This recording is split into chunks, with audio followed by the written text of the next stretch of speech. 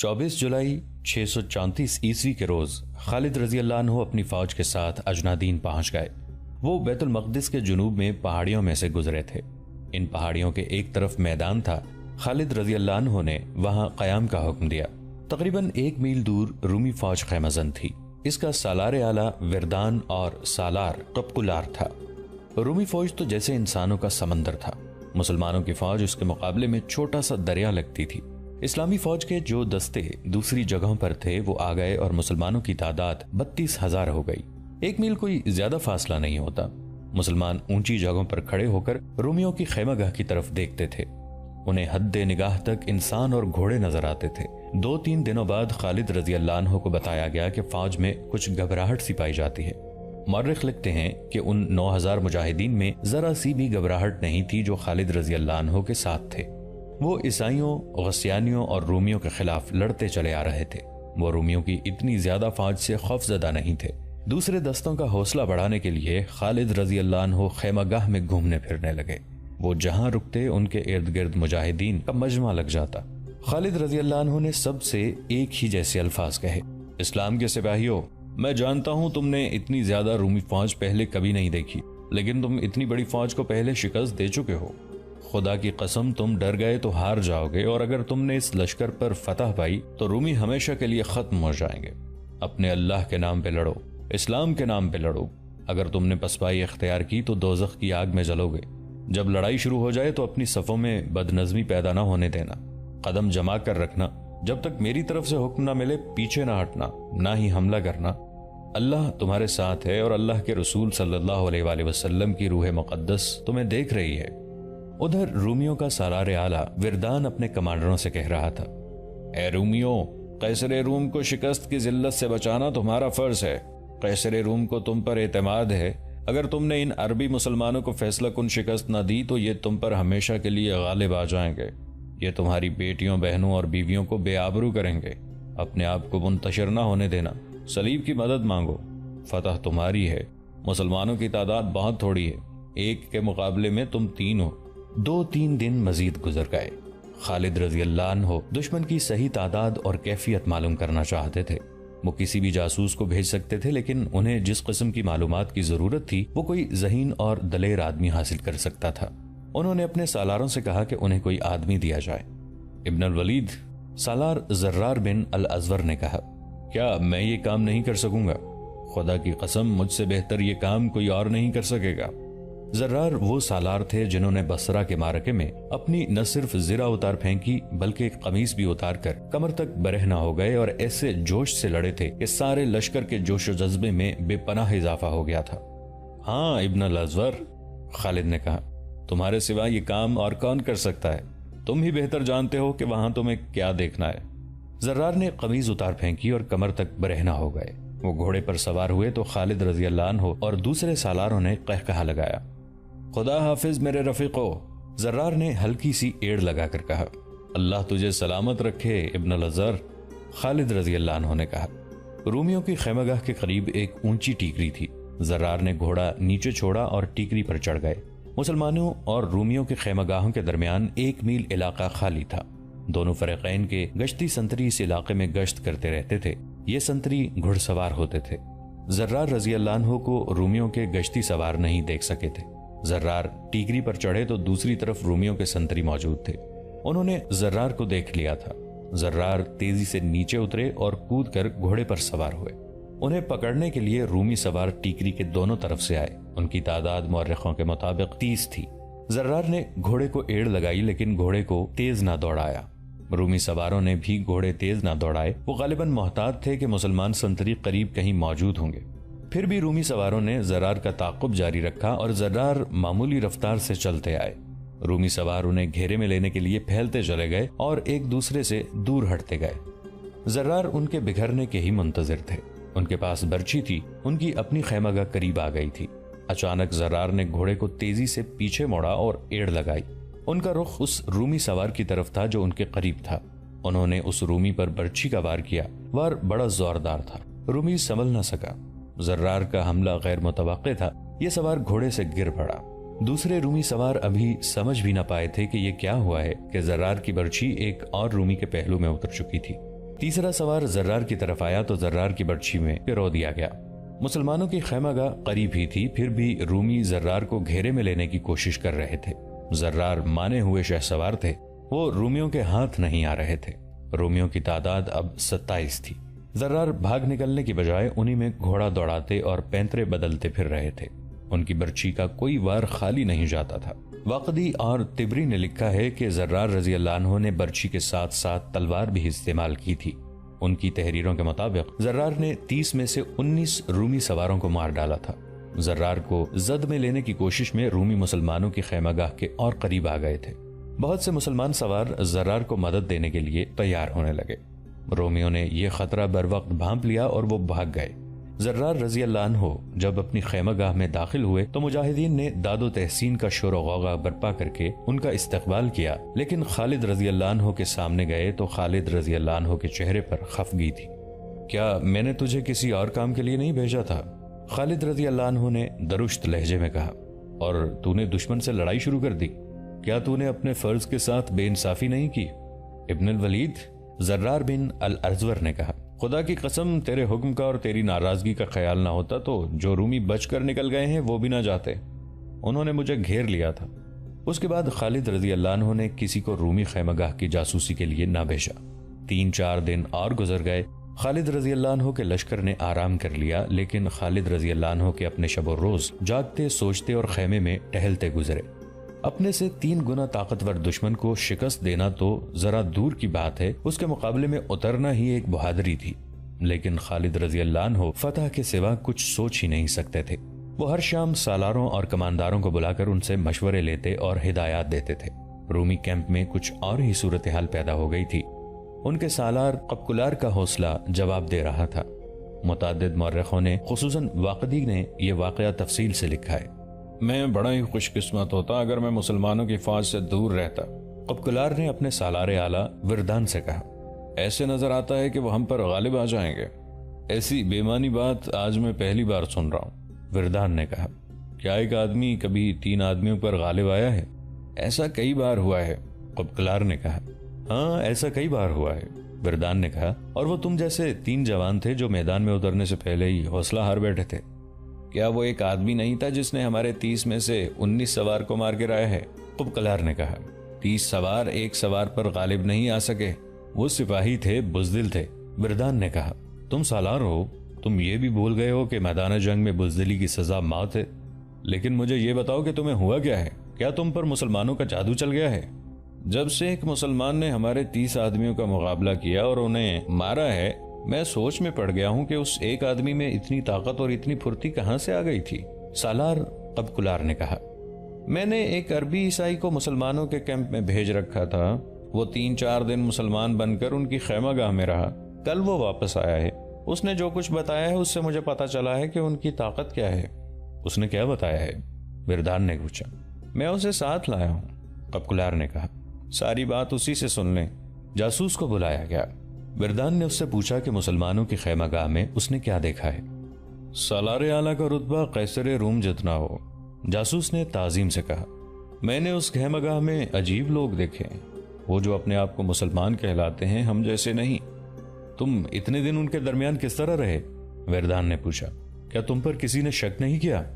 میں ان کی زبان بولتا ہوں، جاسوس نے جواب دیا۔ ان کے طور طریقے جانتا ہوں، ان کے مذہب اور ان کی عبادت سے واقف ہوں۔ وہ اپنی فوج میں آپ کی طرح کسی کو بھرتی نہیں کرتے۔ جو کوئی ان کی فوج میں شامل ہونا چاہتا ہے اپنے ہتھیار اور اپنا گھوڑا ساتھ لے کر شامل ہو جاتا ہے۔ میں مسلمان بن کر ان کی فوج میں شامل ہو گیا تھا۔ میں نے ان مسلمانوں میں کچھ نئے اصول دیکھے ہیں۔ رات کو وہ عبادت گزار ہوتے ہیں اور دن کو ایسے جنگجو جیسے وہ لڑنے مرنے کے سوا کچھ جانتے ہی نہ ہوں۔ اپنے عقیدے کے تحفظ اور اس کے فروغ کے لیے لڑنے اور جان دینے کو یہ اپنا ایمان کہتے ہیں۔ ان کا ہر ایک سپاہی اس طرح باتیں کرتا ہے جیسے وہ کسی سالار کے حکم سے نہیں بلکہ اپنی ذاتی لڑائی لڑنے آیا ہو۔ وہ سب ایک جیسے ہیں، لباس سے سالار اور سپاہی میں فرق معلوم نہیں کیا جا سکتا۔ میں نے ان میں مساوات کے علاوہ انصاف دیکھا ہے۔ اگر ان کے حاکم یا امیر کا بیٹا چوری کرے تو اس کا بھی ہاتھ کاٹ دیتے ہیں۔ اگر وہ کسی عورت کے ساتھ بدکاری کرتے پکڑا جائے تو اسے سرعام کھڑا کر کے پتھر مارتے ہیں حتیٰ کہ وہ مر جاتا ہے۔ یہ لوگ اتنے مطمئن ہیں کہ انہیں کوئی فکر اور کوئی پریشانی نہیں۔ سالار اعلیٰ اگر مجھے معاف کریں تو کہوں، ہماری فوج میں وہ وصف نہیں جو مسلمانوں میں دیکھ کر آیا ہوں۔ مسلمانوں کا کوئی بادشاہ نہیں، ہمارے سپاہی بادشاہ کے حکم سے لڑتے ہیں، اور جب دیکھتے ہیں کہ بادشاہ انہیں دیکھ نہیں رہا تو وہ اپنی جان بچانے کی کوشش کرتے ہیں۔ مسلمان ایک خدا کو اپنا بادشاہ سمجھتے ہیں اور کہتے ہیں کہ خدا ہر جگہ موجود ہے اور انہیں دیکھ رہا ہے۔ مشہور مورخ طبری نے لکھا ہے کہ کپکلار بول پڑا۔ اس نے کہا، میں کہتا ہوں اس زمین کے نیچے چلا جاؤں جس زمین پر ان سے مقابلہ کرنا پڑے، کاش میں ان کے قریب نہ جا سکوں، نہ خدا ان کے خلاف میری نہ میرے خلاف ان کی مدد کرے۔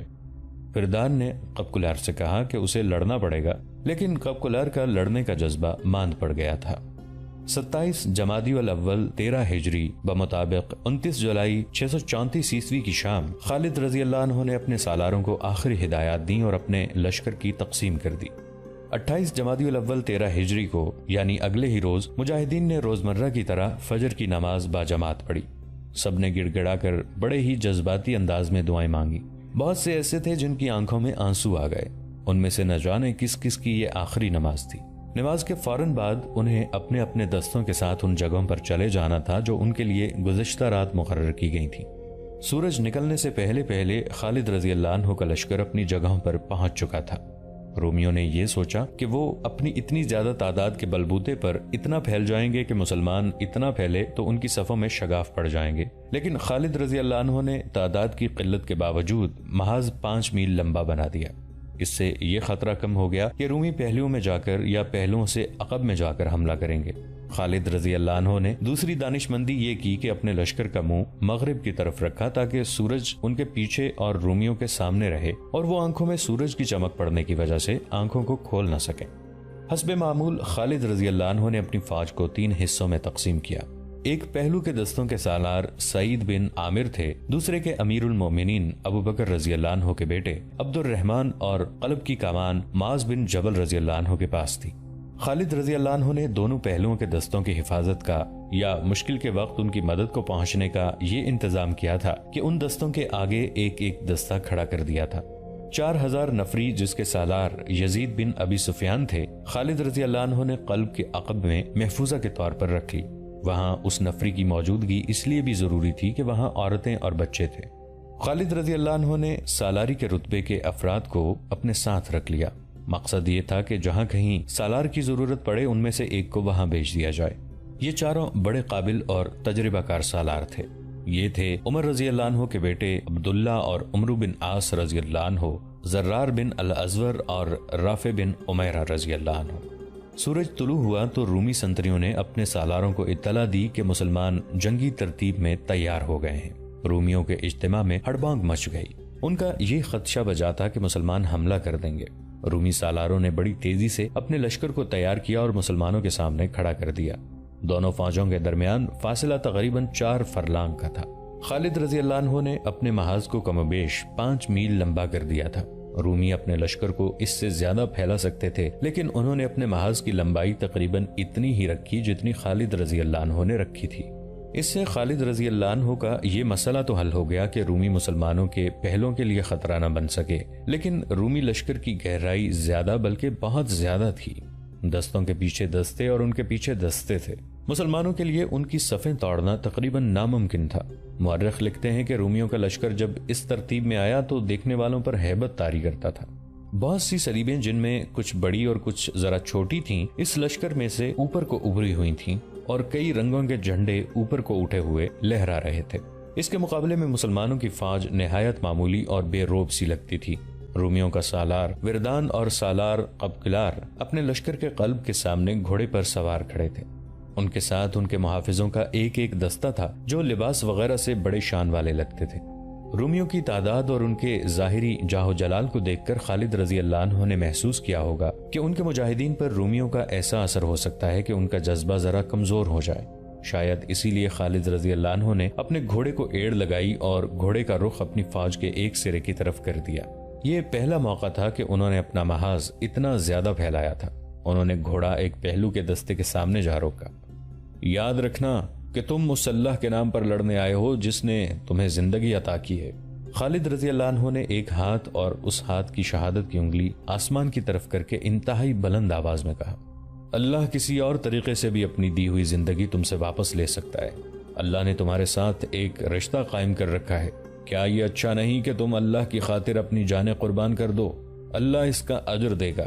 ایسا پہلے بھی ہو چکا ہے کہ تم تھوڑے تھے اور تمہارا مقابلہ اس دشمن سے ہوا جو تم سے دوگنا تھا اور بعض دفعہ 3 گنا تھا، اور اتنا طاقتور دشمن تمہاری ضرب سے اس طرح بھاگا جیسے بکری شیر کو اور بھیڑ بھیڑیے کو دیکھ کر بھاگتی ہے۔ رومیوں کی ظاہری شان و شوکت کو نہ دیکھو، شان و شوکت ایمان والوں کی ہوتی ہے۔